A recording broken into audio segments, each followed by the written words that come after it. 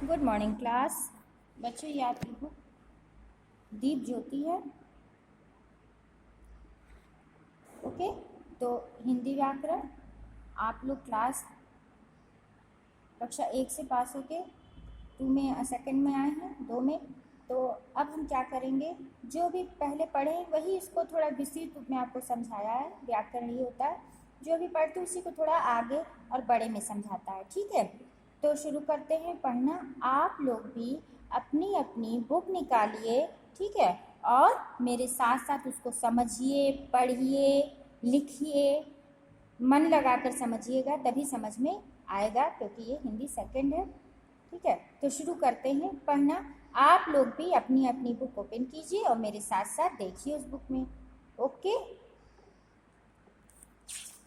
तो चैप्टर 1 आपकी भाषा है। क्या है? भाषा। चैप्टर 1 है आपका भाषा। क्या है? भाषा। ठीक है, अब इसको हम शुरू करते हैं पढ़ना कि भाषा किसे कहते हैं। लैंग्वेज आपका अध्याय 1 भाषा, और इसके बारे में हम समझते हैं कि भाषा किसे कहते हैं। मन के भावों को समझने तथा समझाने के माध्यम को भाषा कहते हैं। भाषा किसे कहते हैं? जो हम मन में अपने जो भी कुछ सोचते हैं वो दूसरों के सामने प्रकट करते, समझाने के माध्यम को भाषा कहते हैं। हम अपने मन के भावों को बोलकर, लिखकर या संकेत द्वारा दूसरों तक पहुंचाते हैं। हम अपने मन के भावों को कैसे समझाते, दूसरों तक पहुंचाते हैं? बोलकर, लिखकर या संकेत द्वारा, ठीक है, दूसरों तक पहुंचाते हैं। मन के भावों को समझने मतलब अपने को, खुद को समझने, और समझाने मतलब दूसरों के सामने प्रकट करना के माध्यम को भाषा कहते हैं। हम अपने मन के भावों को बोलकर, लिखकर या संकेतों द्वारा दूसरों तक पहुंचाते हैं। आ गया समझ में? अब देखिए, पहला है बोलकर। पहला क्या है? बोलकर। बोलकर का मतलब क्या है? देखिए, देखो सुंदर चिड़िया, ठीक है ना, ये क्या कह रहे हैं? देखो सुंदर चिड़िया।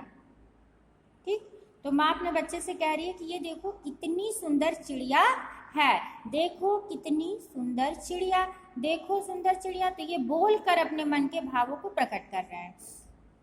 फिर है वह क्या खुशबू। तो ये बच्चा, अपनी माँ खाना बना रही है, तो बच्चा कह रहा है कि वह क्या खुशबू, माँ से कह रहा है कि वह क्या खुशबू आ रही है। तो ये भी अपने मन के भावों को कैसे बता रहा है? बोलकर। आप लोग भी अपने मम्मी से या अपने पापा से अगर कुछ आपको इच्छा होती है खरीदने की, टॉफी, बिस्किट या कुछ भी, जो भी आपको खरीदने का मन हो, खिलौना, तो आप अपने पापा मम्मी से कैसे कहते हैं? बोलकर कहते हैं ना कि हमको ये चॉकलेट खानी है, ये कपड़े लेने हैं या कुछ भी लेना है, तो कैसे बताएंगे? बोलकर। किसके द्वारा बताएंगे? अपने आप बोलकर अपने मन के भावों को अपने मम्मी पापा से बताएंगे। जैसे कोई खाना आपको बहुत अच्छा डिश खाना है, तो कैसे बताएंगे? अपनी मम्मी से कह के बताएंगे, है ना, कि हमको मैगी खानी है या चाउमीन खाना है, बर्गर, तो कह के बताएंगे। ठीक है, तो इसी को कहते हैं बोलकर। तो आप अपने मन के भावों को कैसे बताएंगे अपने मम्मी पापा से? बोलकर। अब है सेकंड नंबर है लिखकर। लिखकर प्रतिभा अपनी नानी को पत्र लिख रही है, वह परीक्षा में पास हो गई। उसकी नानी पत्र पढ़कर प्रतिभा की बातों को समझ जाएगी। तो लिखकर में क्या है कि क्या कह रही है प्रतिभा? प्रतिभा अपनी नानी को क्या कह रही है कि वो अपनी कक्षा में क्या हो गई है? पास हो गई अच्छी नंबरों से। तो अपने नानी तो उसे दूसरे शहर में है, शहर में, तो वो कैसे अपने मन के भावों को नानी को बता रही है? लिखकर। कैसे बता रही है? पत्र लिखकर, चिट्ठी लिखकर कि मैं अच्छे नंबरों से पास हो गई हूँ। आप लोग भी, अगर आप लोग आप गोरखपुर में हैं, आपके नानी, मामा, दादी या जो भी आपके परिवार के बाहर रह रहा है, तो उसको अपने कैसे आप बताएंगे? लिखकर, पत्र द्वारा। ठीक है, अब है संकेत द्वारा। रुको, तो ये ट्रैफिक पुलिस है ना। आप लोग भी देखिए रोड पर जाते होंगे, चौराहे पे तो एक पुलिस खड़ी रहती है, उसी को कहते हैं ट्रैफिक पुलिस।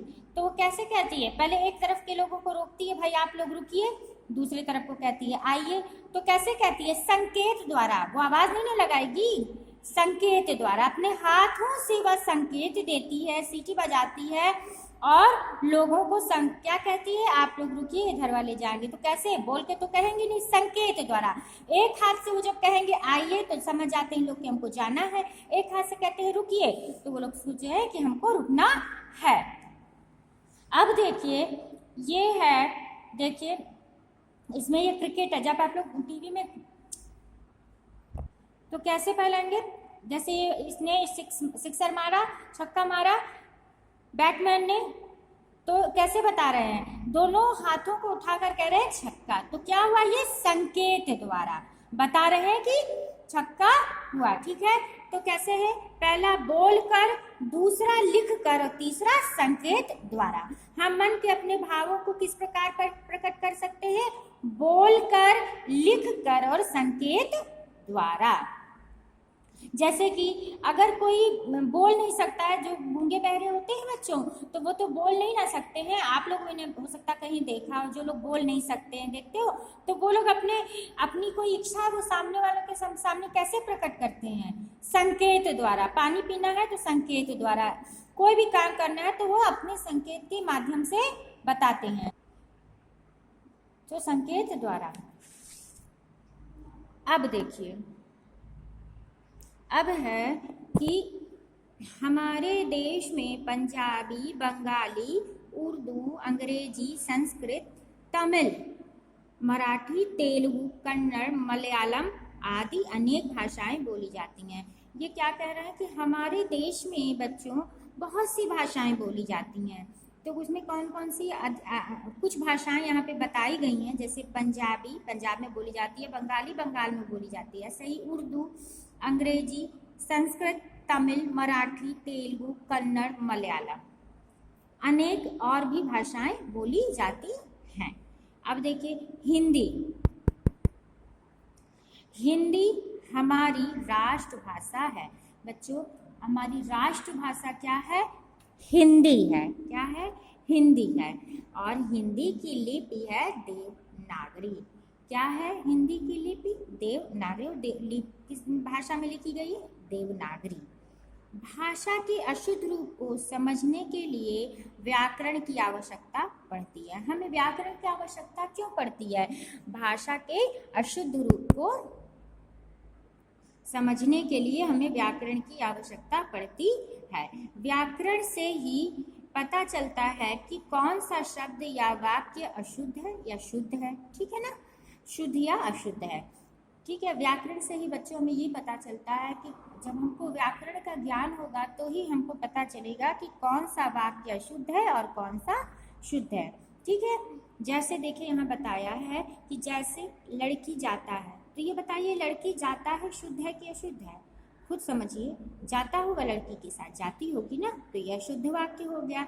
गाय दूध देता है, तो स्त्रीलिंग है ना, तो देती होगा, तो ये भी अशुद्ध है। बारिश हो रहा है, अशुद्ध है।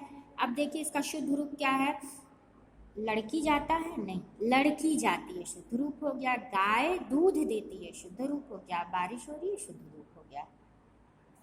तो ये आपको समझ में आ गया होगा। अब देखिए, चित्रों का मिलान शब्दों से करो, ये अभ्यास कार्य है। ठीक है, कैसे करना है देखिए बच्चों, दिया हुआ है, कैसे करेंगे आप लोग। कूदना, तो कूदने को किससे मिलाएंगे, बालक कूद रहा है तो इसको इससे मिला देंगे। चित्र के माध्यम से आपको मुड़ना, तो लड़की मुड़ रही है तो इससे मिला देंगे। झुकना, तो ये बालक झुक रहा है तो इससे मिला दिया गया। नमस्ते, बालिका नमस्ते कर रही है तो इसके मिला दिया गया। आउट, आउट से मिला दिया गया, और ये आगे। ओके, अब देखते हैं नेक्स्ट पेज पर। नेक्स्ट पेज पे आपको कुछ है नहीं, तो हम आपको अब कॉपी से समझाते हैं। ठीक है, तो आप लोग भी अपना कॉपी निकालिए और जो हम बता रहे हैं इसको लिखिएगा। शुरू करते हैं हम। हिंदी सेकंड करना है आप लोग को बच्चों।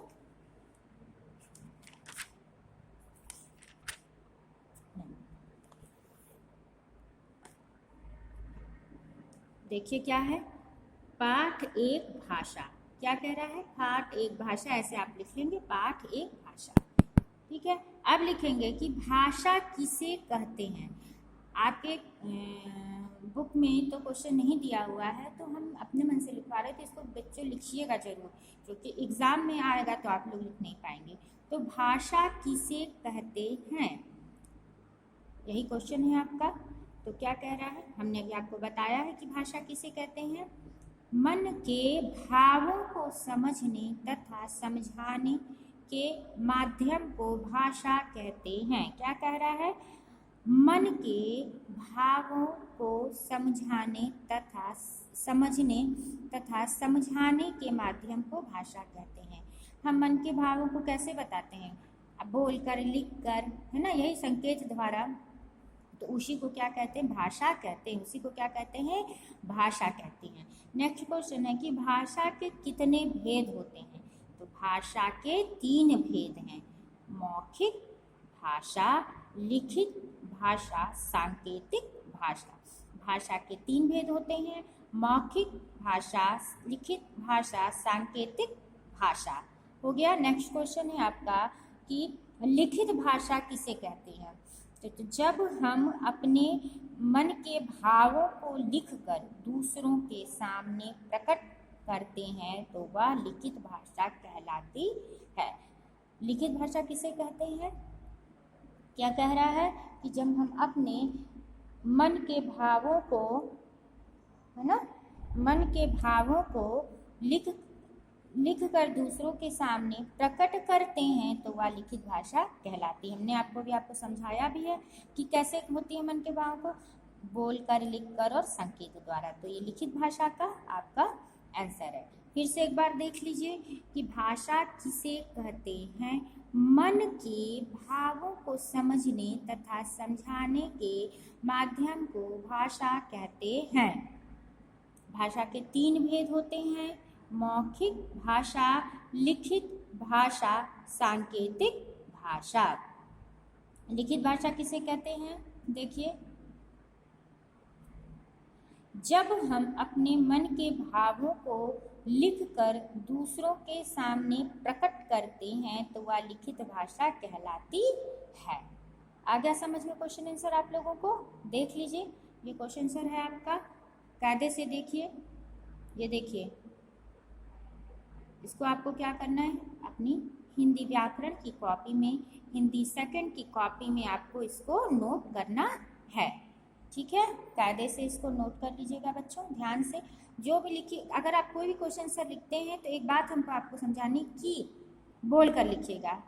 जैसे ये पहला क्वेश्चन लिखिए, भाषा किसे कहते हैं, तो उत्तर अगर आप लिख रहे हैं तो लिखिए, मन के भावों को समझने तथा समझाने के माध्यम को भाषा कहते हैं। एक उत्तर हो गया आपका। जब आप बोल के लिखेंगे तो आपको उसका उत्तर जो है, आंसर जो है वो आपको याद होता जाएगा। नेक्स्ट क्वेश्चन है, भाषा के कितने भेद हैं, तो उसको भी लिखिए, बोल कर लिखिए। भाषा के 3 भेद हैं, पहला मौखिक भाषा, दूसरा लिखित भाषा, तीसरा सांकेतिक भाषा। ये भी क्वेश्चन आपको लर्न हो जाएगा अच्छे से बोल कर लिखेंगे तो।